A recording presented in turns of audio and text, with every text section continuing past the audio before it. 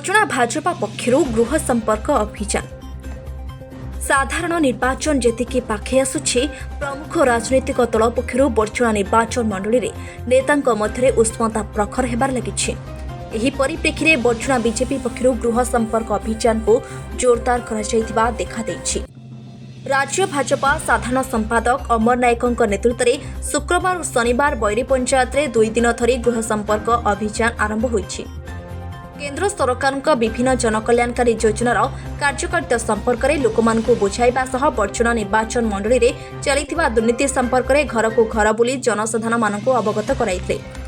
बर्चुनारू भजहरी पृष्टिंग report am media 24।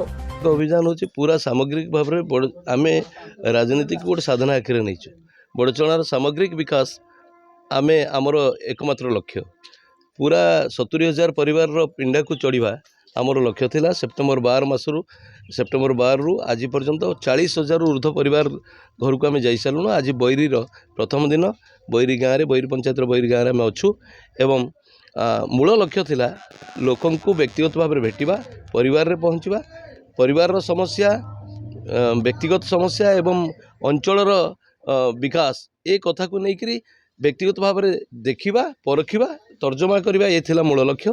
आज बड़चना कौ जगह पहुँची एकदा बड़चना नवकृष्ण चौधरी को ये विधायक भाव में पठे प्रथम मुख्यमंत्री भाव में देखीला ओडिशा रे स्वाभिमानी बड़चना आज कौ जगह एक कथा को अनुभव करने आमर ये गृह संपर्क अभियान थिला।